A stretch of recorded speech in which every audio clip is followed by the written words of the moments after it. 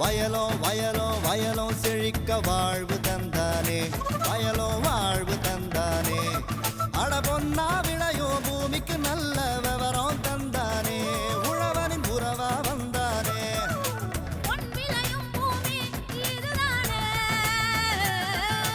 வயலோ வயலோ வயலோ செழிக்க வாழ்வு தந்தானே, வயலோ வாழ்வு தந்தானே. அட பொன்னா விளையோ பூமிக்கு நல்ல விவரம் தந்தானே, உழவனின் உறவா வந்தானே. தந்தன தந்தன தன தந்தானே, மண்வள பொங்கிட துணை வந்தானே. தந்தன தந்தன தன தந்தானே, மண்வள பொங்கிட துணை வந்தானே. வணக்கம் வேளாண் பெருமக்களே, இன்றைய பொன் விளையும் பூமி நிகழ்ச்சியில் முதலில் வருவது வேளாண் செய்திகள், வேளாண் ஆலோசனை நேரம், வேளாண் சந்தை நிலவரம், வேளாண் வானிலை, வேளாண் தொழில்நுட்பம். இன்றைய வேளாண் தொழில்நுட்ப பகுதியில் சிவகங்கை மாவட்ட வேளாண்மை துறையின் செயல்பாடுகள் குறித்து விவரிக்கின்றார் இம்மாவட்ட வேளாண்மை துறை இணை இயக்குனர் ஆர் குருமூர்த்தி அவர்கள். இனி வருவது வேளாண் செய்திகள்.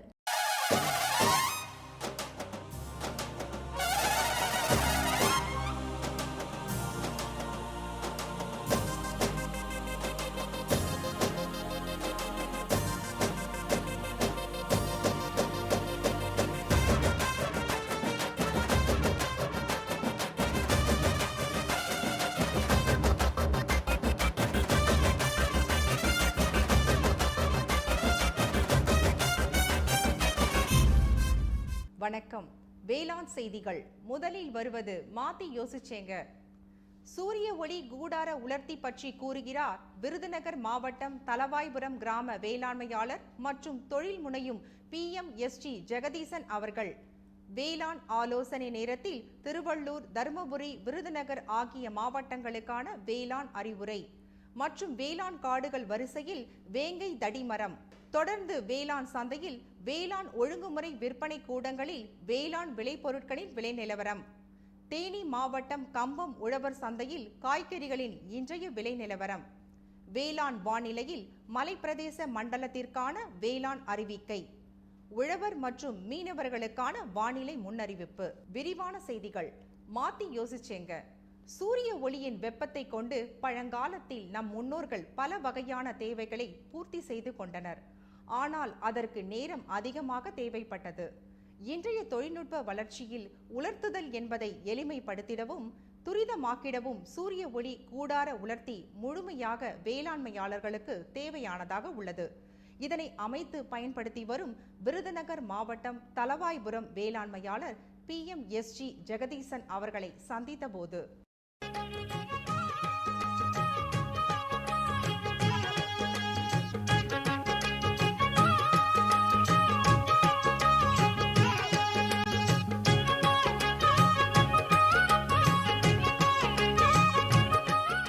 நான் தேனீ வளர்ப்புக்கு முயற்சி பண்ணி தமிழ்நாடு வேளாண்மை பல்கலைக்கழகத்தில் பயிற்சி பெற்று தேனீ வளர்க்க ஆரம்பித்தேன். தேனீ வளர்க்குறதுக்காக அந்த தேனீயை காப்பாற்றுறதுக்காகத்தான் நாங்கள் இயற்கை விவசாயத்துக்கு மாறுதலாகி நாங்கள் இங்கே வந்திருக்கோம்.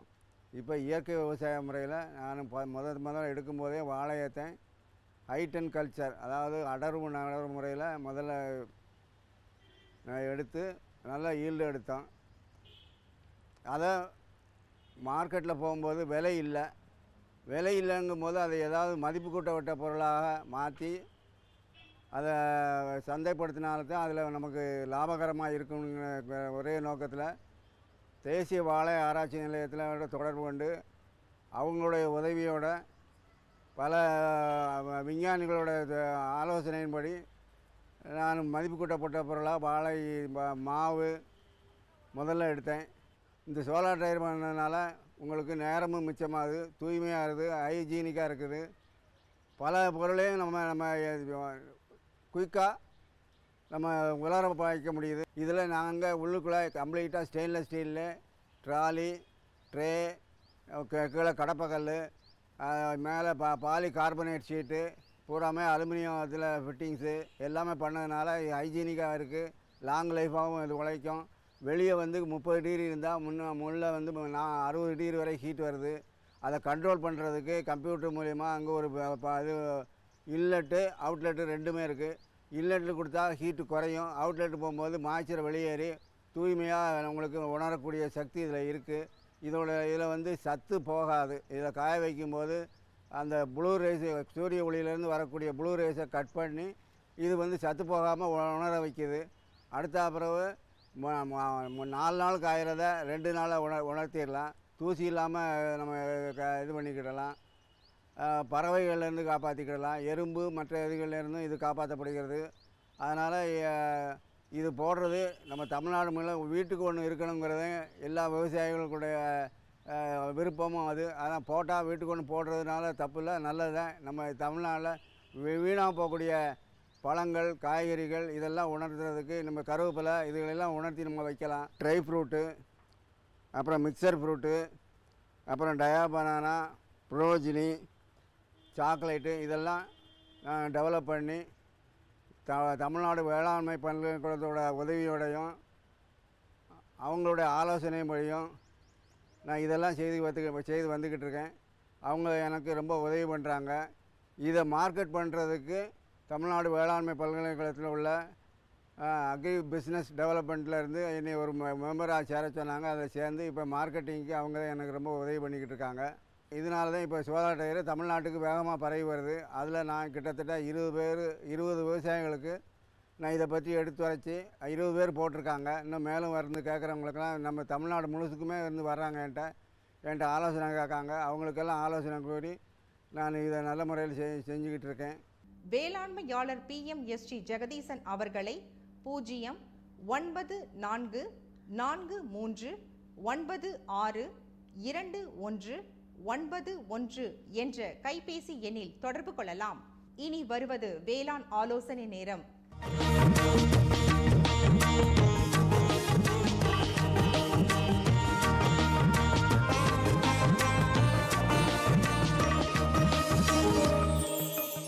இன்றைய வேளாண் ஆலோசனை நேரத்தில் திருவள்ளூர், தருமபுரி, விருதுநகர் ஆகிய மாவட்டங்களுக்கான வேளாண் அறிவிக்கை. திருவள்ளூர் மாவட்ட வேளாண்மையாளர்களுக்கான வேளாண் அறிவுரை. முக்கிய பயிர்கள் நெல், கரும்பு மற்றும் நிலக்கடலை. கால்நடை பண்ணையாளர்கள் வெயில் அதிகமுள்ள நேரத்தில் கறவை மாடுகளின் மேல் நீரை தெளிப்பதன் மூலம் வெப்ப தாக்குதலினை தவிர்த்து பால் உற்பத்தியினை தக்க வைக்க இயலும். கால்நடைகளை வெப்ப அழுத்தத்தில் இருந்து பாதுகாக்க குளிர்ந்த நீரை அளிப்பதுடன் மேய்ச்சலுக்கு அனுப்புவதையும் தவிர்க்கவும். வெள்ளாடு மற்றும் செம்மறி ஆடுகளுக்கு கால்நடை மருத்துவரின் ஆலோசனையின் பேரில் குடற்புழு நீக்க மருந்தினை அளிக்கலாம். தோட்டக்கால் பயிர்களின் வேர் பகுதிகளில் மக்கிய நார்க்கழிவு உரத்தினை இட்டு ஈரத்தினை பாதுகாக்கவும். தர்மபுரி மாவட்ட வேளாண்மையாளர்களுக்கான வேளாண் அறிவுரை. விவசாயிகள் எதிர்பார்க்கப்படும் கோடை மழையை பயன்படுத்தி பச்சை பயிரினை சாகுபடி செய்யலாம். இதற்கு குறுகிய கால ரகமான கோ 8 மற்றும் வம்பன் 2 ஆகிய ரகங்கள் ஏற்றது. சாகுபடி செய்ய தேவையான விதையளவு 1 ஏக்கருக்கு 8 கிலோ போதுமானது. கோ 8 ரகம் 60 முதல் 65 நாளில் அறுவடை செய்யலாம். வம்பன் 2 மஞ்சள் தேமல் நோய்க்கு எதிர்ப்பு திறன் கொண்டது. மேலும் 65 முதல் 70 நாளில் அறுவடை செய்யலாம். நாமக்கல் கால்நடை மருத்துவ கல்லூரி மற்றும் ஆராய்ச்சி நிலையத்தில் உள்ள ஆய்வகத்தில் இறந்த கோழிகளை பரிசோதனை செய்ததில் வெப்ப அழற்சியின் காரணமாக இறந்துள்ளது என்று தெரிய வந்துள்ளது. எனவே பண்ணையாளர்கள் கோடை காலத்தில் பண்ணைகளில் மேற்கொள்ள வேண்டிய மேலாண்மை முறைகளை கண்டிப்பாக கடைபிடிக்க வேண்டும். தற்போது நிலவும் அதிக வெப்பத்தால் கோழிகளில் வெப்ப அதிர்ச்சியும் அதிகமாக காணப்படும். எனவே கோழிகளுக்கு காலை 11 மணி முதல் மாலை 5 மணி வரை தீவனம் அளிப்பதை தவிர்க்கவும். மேலும் குடிநீர் குழாய்களில் சற்று அழுத்தத்துடன் அடிக்கடி நீரை வெளியேற்றுவதால் நீரின் வெப்பம் உயராமல் குளிர்ந்த நீராகவே இருக்கும். செயற்கை முறை நீர் தெளிப்பான் நீரை தெளிப்பதும் வெப்பத்தை குறைக்க உதவும். விருதுநகர் மாவட்ட வேளாண்மையாளர்களுக்கான வேளாண் அறிவுரை. முக்கிய பயிர்களாக பருத்தி, மிளகாய். பருவம் பருத்தி பூக்கும் பருவம், மிளகாய் பழுக்கும் பருவம். தற்போது நிலவும் வானிலையில் பருத்தியில் வெள்ளை ஈ தாக்குதல் தென்படுகிறது. இதனை கட்டுப்படுத்த மஞ்சள் நிற ஒட்டும் பொறிகளை 1 ஹெக்டருக்கு 12 என்ற எண்ணிக்கையில் வைக்கவும். அல்லது வேப்பங்கொட்டை சாறு 5% அல்லது வேப்ப எண்ணெய் 5% அல்லது மீன் எண்ணெய் சோப்பு 20 மில்லிகிராம் அல்லது நொச்சி இலை 5% என்ற அளவில் தெளித்து கட்டுப்படுத்தலாம். மேலும் பூச்சிகளை கட்டுப்படுத்த இமிடா குளோஃபிரிட் 100 மில்லி 1 ஹெக்டருக்கு என்ற அளவில் தெளித்தும் கட்டுப்படுத்தலாம். அறுவடை செய்த மிளகாய் பழங்களை ஈரப்பதம் 12% இருக்குமாறு பாதுகாப்பான இடங்களில் சேமித்து வைக்கவும். எதிர்வரும் நாட்களில் வெப்பநீரை அதிகரிக்கும் என்பதால் கால்நடைகள், வெள்ளாடு, செம்மறியாடுகள் மற்றும் கோழிகளுக்கு சுத்தமான மற்றும் குளிர்ந்த நீரை அளிப்பதன் மூலம் வெப்ப அழுத்தத்தில் இருந்து பாதுகாக்கலாம். தொடரும் வேளாண் ஆலோசனை நேரத்தில் வேளாண் காடுகள் அமைக்க ஏற்ற மர வகைகள் வரிசையில் வேங்கை எனும் தடிமர வகையாகும். இதனை விவரிக்கின்றார் மேட்டுப்பாளையம் வனவியல் கல்லூரி மற்றும் ஆராய்ச்சி நிலையத்தின் பேராசிரியர் முனைவர் KT பார்த்திபன் அவர்கள். இப்பொழுது நாம் பார்க்கக்கூடிய மரம் வேங்கை மரம். உங்களுக்கெல்லாம் தெரியும், தேக்கு, அதற்கு அடுத்தப்புறம் வேங்கை. வேங்கை என்றாலே தடிமரம் என்று பெயர். வேங்கை ஏறக்குறைய வெப்பமண்டல காடுகளிலிருந்து நன்கு தேர்வு செய்யப்பட்டு இது விளைநிலங்களில் வேளாண் காடுகள் மூலமாகவும் பண்ணை காடுகள் மூலமாகவும் அறிமுகப்படுத்தப்பட்டு வருகிறது. இந்த வேங்கை மரமானது ஒரு பசுமை இலையுதிர் மரமாகும். ஏறக்குறைய இந்த அதாவது கோடை காலங்களில் மரத்திலிருந்து இலைகள் விழ ஆரம்பிக்கும். ஏப்ரல் கடைசியிலும் மே முதல் வாரத்திலும் மீண்டும் புதிய இலைகள் தலைக்க தொடங்கி இந்த மரம் வளர்ச்சியை பெறும். இந்த மரத்தை பொறுத்தளவு இதற்கு நல்ல வடிகால் வசதியுடன் மண் வளம் தேவைப்படும், நல்ல தண்ணீர் வசதி தேவைப்படும். குறிப்பாக தஞ்சாவூர், திருவாரூர், நாகப்பட்டினம் மற்றும் திருச்சி இந்த மாவட்டங்களில் ஏறக்குறைய அனைத்து விவசாயிகளும் இந்த மரத்தை வளர்த்து பயன்படலாம். இந்த வேங்கை மரமானது இது வேகமாக வளரக்கூடிய மரம். குறைந்தபட்சம் 15 ஆண்டுகள், அதிகபட்சம் 25 ஆண்டுகள் வளரக்கூடிய மரம். இந்த வேங்கை மரங்களை தோப்பாக நடாவிட்டாலும் எல்லா விவசாயிகளும் தங்கள் வரப்போரங்களில் நட்டு பயன்பெறலாம். வரப்போரங்களில் நடும் பட்சத்தில் குறைந்தபட்சம் மரத்திற்கு மரம் 10 அடி இடைவெளியில் நட வேண்டும். மரம் நடுவதற்கு முன்பாக ஒவ்வொரு குழியிலும் ஏறக்குறைய 1 முதல் 1.5 அடி குழியில் ஒவ்வொரு குழியிலும் 5 கிலோ தொழு உரம் இட்டு நன்கு வளர்ந்த நாற்றுகளை, குறைந்தபட்சம் 2 அடி உயரமுள்ள நாற்றுகளை நட்டு வளர்த்தால் மரங்கள் 15 ஆண்டுகளிலிருந்து 25 ஆண்டுகளுக்குள் வளர்ந்து விவசாயிகளுக்கு நல்ல பலனை கொடுக்கும். இரண்டாவதாக, இந்த மரத்தை பொறுத்தளவு இந்த மரம் பல்வேறு வகையான பயன்களுக்கு பயன்படுகிறது. குறிப்பாக மரத்திலிருந்து கிடைக்கக்கூடிய தடி, இந்த தடி மரம் மக்களுக்கு தேவையான அனைத்து விதமான வீட்டு சாமான்கள் செய்வதற்கும் பயன்படுகிறது. அதேபோல் மரத்தில் கிடைக்கும் பட்டையிலிருந்து டேனின் என்ற மூலப்பொருள் தயாரிக்கப்படுகிறது.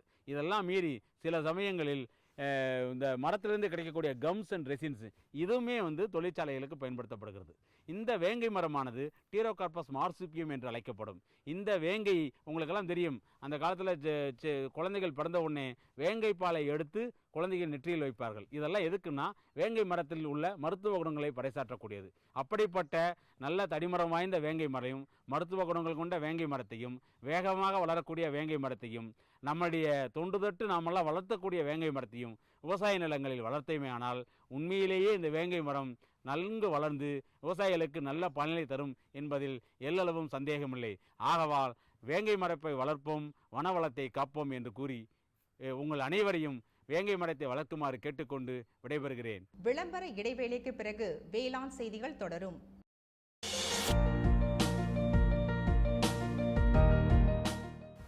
வேம்பு கலந்த யூரியா. சிறந்த உற்பத்திக்காக வேம்பு கலந்த யூரியா நம் நாட்டிலேயே 70 லட்சம் டன்னாக அதிகரிக்க 6 ஆலைகள் சீரமைக்கப்படுகின்றன. FCIL-இன் கோரக்பூர், சித்ரி, தல்சர் மற்றும் ராமகுண்டம் ஆலைகள், HFCL-இன் பரௌனி மற்றும் BVFCL-இன் நாமருல் போர்ட் ஆகியன. பழம் நழுவி பாலில் விழுந்தது போல இப்பொழுது நம் நாட்டிலேயே வேம்பு கலந்த யூரியா உற்பத்தி செய்யப்படும். இதனால் விவசாயிகளுக்கு நன்மையே விளையும். 10% வரை தானிய உற்பத்தி அதிகரிக்கும். மண்ணில் 10 to 15% நைட்ரஜன் திறன் அதிகரிக்கும். சிறந்த உற்பத்திக்கு வேம்பு கலந்த யூரியா.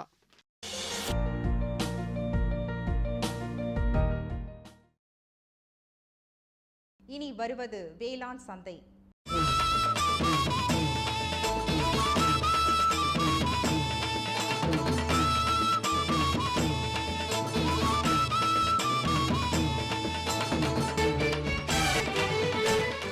தமிழ்நாட்டில் உள்ள வேளாண் ஒழுங்குமுறை விற்பனை கூடங்களில் வேளாண் விளைபொருட்களின் இன்றைய குறைந்தபட்சம் மற்றும் அதிகபட்ச விலை நிலவரம்.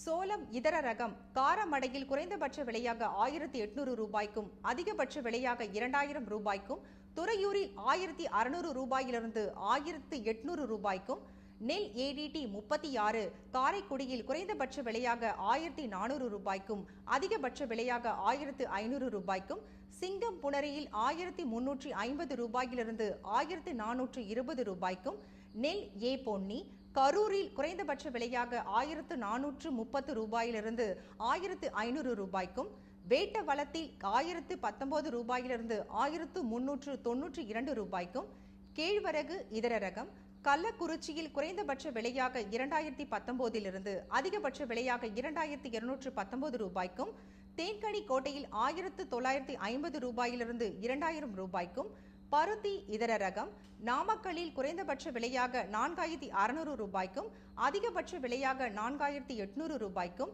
கெங்கவழியில் 4480 ரூபாயிலிருந்து 4570 ரூபாய்க்கும், தேங்காய் இதர ரகம் பர்கூரில் குறைந்தபட்ச விலையாக 3800 ரூபாய்க்கும், அதிகபட்ச விலையாக 3950 ரூபாய்க்கும், அரூரில் குறைந்தபட்ச விலையாக 3950 ரூபாய்க்கும், அதிகபட்ச விலையாக 4050 ரூபாய்க்கும், கொண்டைக்கடலை இதர ரகம் உடுமலைப்பேட்டையில் குறைந்தபட்ச விலையாக 5300 ரூபாய்க்கும், அதிகபட்ச விலையாக 5500 ரூபாய்க்கும், உளுந்து உயர்தரம் ஆலங்குடியில் 5200 ரூபாயிலிருந்து 5240 ரூபாய்க்கும், புதுக்கோட்டையில் குறைந்தபட்ச விலையாக 5200 ரூபாய்க்கும், அதிகபட்ச விலையாக 5240 ரூபாய்க்கும், மஞ்சள் விரலி பெருந்துறையில் குறைந்தபட்ச விலையாக 8499 ரூபாய்க்கும், அதிகபட்ச விலையாக 9809 ரூபாய்க்கும், நாமகிரிப்பேட்டையில் 8760 ரூபாய்க்கும், அதிகபட்சமாக 11068 ரூபாய்க்கும், வரகு இதர ரகம் கள்ளக்குறிச்சியில் குறைந்தபட்ச விலையாக 1514 ரூபாய்க்கும், அதிகபட்ச விலையாக 1534 ரூபாய்க்கும் விற்பனை செய்யப்பட்டன. தேனி மாவட்டம் கம்பம் உழவர் சந்தையில் காய்கறிகளின் இன்றைய விலை நிலவரம். கத்திரிக்காய் 1 கிலோ 12 ரூபாய்க்கும், வெண்டைக்காய் 1 கிலோ 38 ரூபாய்க்கும், அவரைக்காய் 1 கிலோ 40 ரூபாய்க்கும், சின்ன வெங்காயம் 1 கிலோ 30 ரூபாய்க்கும், பெரிய வெங்காயம் 1 கிலோ 18 ரூபாய்க்கும், பச்சை மிளகாய் 1 கிலோ 40 ரூபாய்க்கும், தக்காளி 1 கிலோ 18 ரூபாய்க்கும் விற்பனை செய்யப்பட்டன. கன்னியாகுமரி மாவட்டம் தோவாளை மலர் சந்தையில் வணிக மலர்களின் இன்றைய விலை நிலவரம்.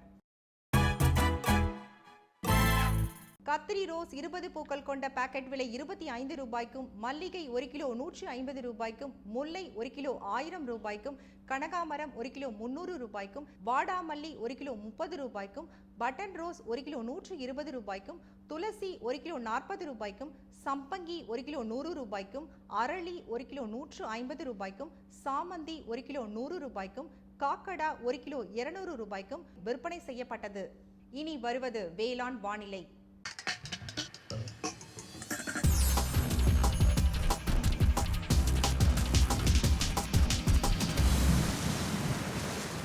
இன்றைய வேளாண் வானிலையில் மலைப்பிரதேச மண்டல பகுதிகளான நீலகிரி மற்றும் கொடைக்கானல் ஆகியவற்றில் காற்றின் வெப்பநிலை அதிகபட்சமாக 30.4 டிகிரி செல்சியஸாகவும், குறைந்தபட்சமாக 19.8 டிகிரி செல்சியஸாகவும், காற்றின் ஒப்பு ஈரப்பதம் 82.6%, காற்றின் வேகம் மணிக்கு 4 கிலோமீட்டராகவும், மண்ணின் ஈரப்பதம் 15 சென்டிமீட்டர் ஆழத்தில் 43.9%, மண்ணின் வெப்பநிலை 15 சென்டிமீட்டர் ஆழத்தில் 16.3 டிகிரி செல்சியஸாகவும், மழை அளவு 10.8 மில்லி மீட்டராகவும், சூரிய கதிர்வீச்சு 508.9 கலோரி பர் சென்டிமீட்டர் ஸ்கொயராகவும், வளிமண்டல அழுத்தம் 887.1 ஹெக்டா பாஸ்கல் அளவாகவும், இலையின் ஈரப்பதம் மணிக்கு 2ஆகவும் இருந்தது.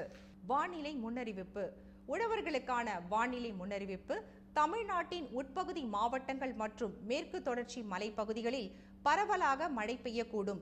சிவகிரி, தென்காசி, ஆயக்குடி மற்றும் குழித்துறை ஆகிய பகுதிகளில் 2 சென்டிமீட்டர் மழை பொழிவு இருந்தது. சிவகாசி, சீவலிபுத்தூர் ஆகிய பகுதிகளில் 1 சென்டிமீட்டர் மழை பொழிவு இருந்தது. மீனவர்களுக்கான வானிலை முன்னறிவிப்பு. கடலோர மாவட்ட மீனவர்களுக்கான எச்சரிக்கை எதுவும் இல்லை. இத்துடன் இன்றைய வேளாண் செய்திகள் நிறைவடைந்தன. வணக்கம். இந்தாங்க, வேற ஏதாவது? போதும். அட, இது என்னப்பா இவ்வளவு குறைவா ரசாயனம் வருமா? விவசாயத்தை விட போறீங்களா? விவசாயத்தை இல்ல, அறியாமைய விடுறேன். மண் பரிசோதனை செஞ்சேன். இனிமே அண்ணே எத்தனை அவசியமோ அத்தனை உரம் தான் நிலத்துல போடுவேன். ஆமா.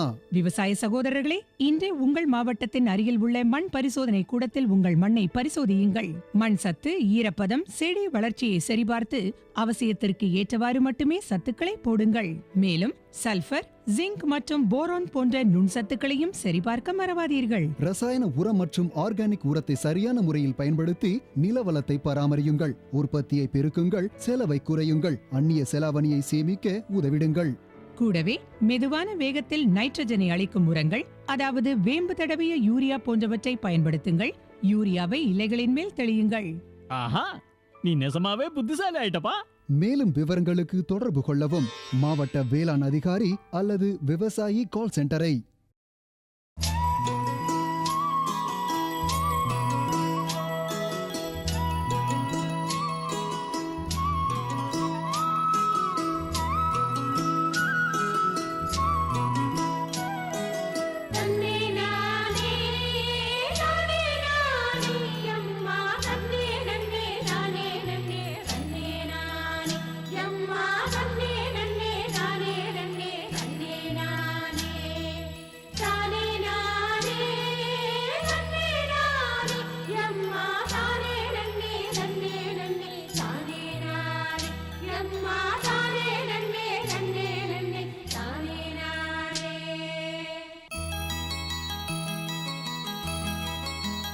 வேளாண் பெருமக்களே, இன்றைய வேளாண் தொழில்நுட்ப பகுதியில் சிவகங்கை மாவட்டத்தில் மேற்கொண்டு வரும் வேளாண்மை துறையின் திட்ட பணிகள் மற்றும் திட்ட செயல்பாடுகள் குறித்து விவரிக்கின்றார் இம்மாவட்ட வேளாண்மை துறையின் இணை இயக்குனர் ஆர் குருமூர்த்தி அவர்கள்.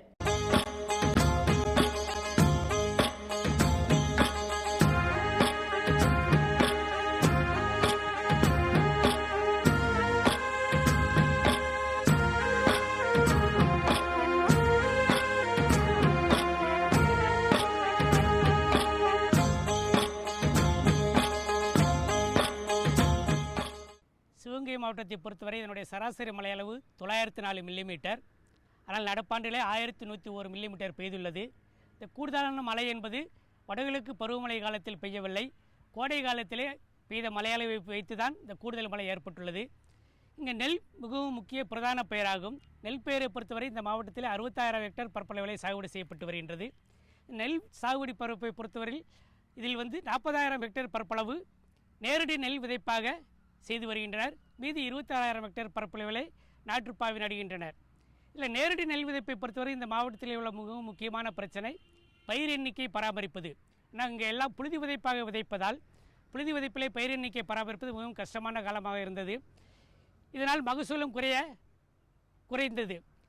இந்த மகசூலை கூட்ட வேண்டும், பயிர் எண்ணிக்கையை பராமரிக்க வேண்டும் என்ற நோக்கத்திலே மத்திய மாநில அரசுகளின் திட்டத்தின்படி நேரடி நெல் விதைப்பில் வரிசை விதைப்பு என்ற தொழில்நுட்பத்தை நாங்கள் நடப்பாண்டிலே விவசாயிகளிடையே அறிமுகம் செய்திருந்தோம். இதை பொறுத்தவரை இயந்திர விதைப்பு, அதாவது சீட்ரில் மூலமாக இந்த நேரடி வரிசை நெல் விதைப்பை நாங்கள் மேற்கொண்டுள்ளோம். இந்த தொழில்நுட்பம் சிவகங்கை மாவட்டத்தை பொறுத்தவரை 5,820 ஹெக்டேர் பரப்பளவுகளை செயல்படுத்தியுள்ளோம். இதில் முக்கியமாக எப்படி என்றால், நேரடி நெல் வரிசை விதைப்பை மேற்கொள்ளும் பொழுது பயிர் எண்ணிக்கை பராமரிக்கப்படுகிறது. போதுமான இடைவெளி பராமரிக்கப்படுவதால் அதிகமான தூர்கள் வெடிக்கின்றன. வெடிக்கின்ற தூர்களிலும் பலன் தரக்கூடிய கதிர்களின் எண்ணிக்கையும் அதிகமாக இருக்கின்றது. கதிர்களிலே வரக்கூடிய மணிகளின் எண்ணிக்கையும் அதிகமாக இருக்கின்றது. இதன் மூலமாக அதிக மகசூல் விவசாயிகளுக்கு கிடைக்கக்கூடிய வாய்ப்பு ஏற்படுகின்றது. பெரும்பாலான பகுதியில் உள்ள விவசாயிகள் இந்த இயந்திர நெல் விதைப்பு முறையை பற்றி மிகவும் சந்தோஷப்படுகின்றனர். அவர்களுடைய மகசூலும் கூடுவதை கண்கூடாக எங்களால் பார்க்க முடிகிறது.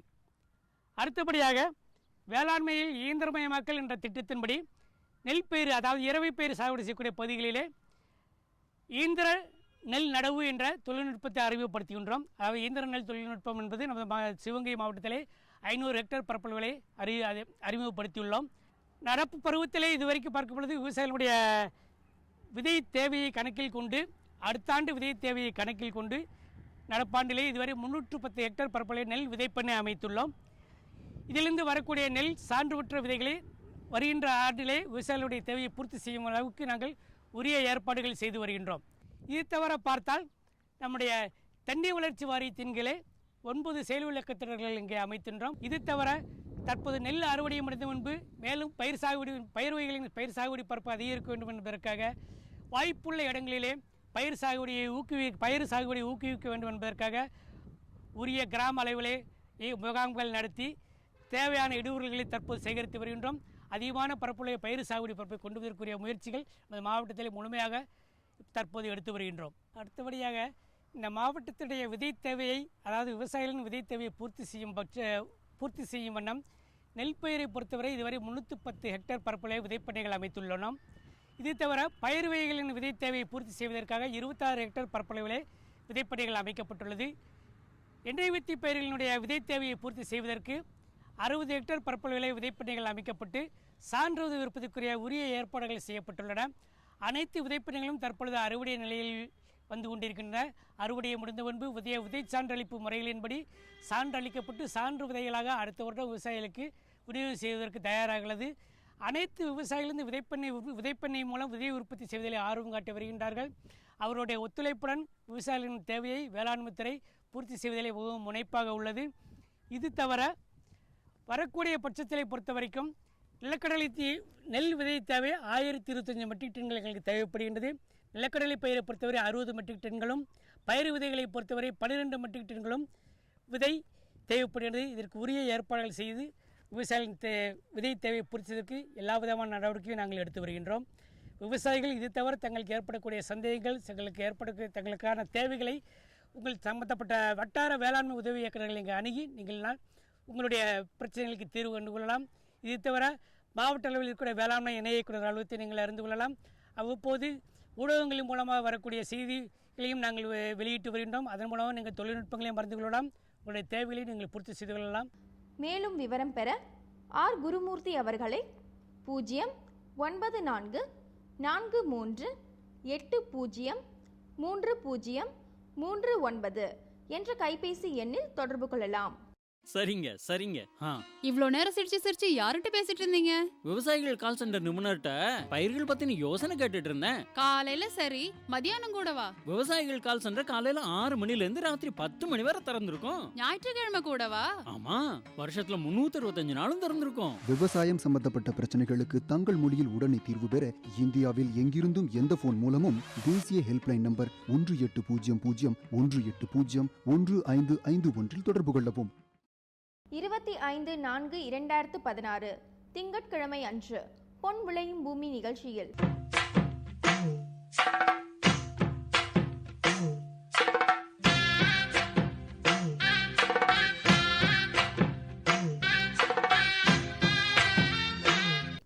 மாத்தி யோசிச்சேங்க.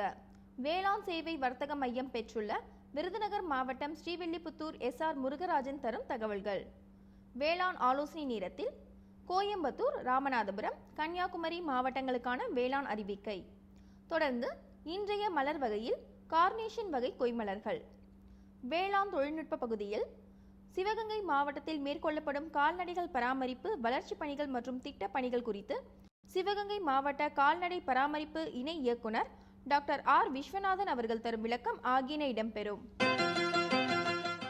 நேயர்களே, இன்றைய நிகழ்ச்சியில் இடம்பெற்ற அனைத்து பகுதிகளும் உங்களுக்கு மிகவும் பயனுள்ளதாக அமையும் என்று நம்புகின்றோம். பொன் விளையும் பூமி நிகழ்ச்சியினை நீங்கள் இணையதளத்தின் வழியாகவும் பார்க்கலாம். எங்களின் இணையதள முகவரி www.youtube.com/user/agriculture-chennai மற்றும் www.ddpodigai.org.in. ட்விட்டர் மற்றும் ஃபேஸ்புக் ஆகிய சமூக வலைத்தளங்களில் அக்ரி-டிடி சென்னை என்ற முகவரியில் பார்த்து பயன்பெறலாம். உங்களது கருத்துக்கள் மற்றும் ஆலோசனைகள் வரவேற்கப்படுகின்றன. அனுப்ப வேண்டிய மின்னஞ்சல் முகவரி ddagri05chennai@gmail.com. வேளாண்மை குறித்த விவரங்களை பெற www.farmer.gov.in என்ற இணையதளத்திலும் 1800-180-1551 என்ற தொலைபேசி எண்ணிலும் தொடர்பு கொள்ளலாம். மீண்டும் அடுத்த பொன் விளையும் பூமி நிகழ்ச்சியில் சந்திப்போம். நன்றி, வணக்கம்.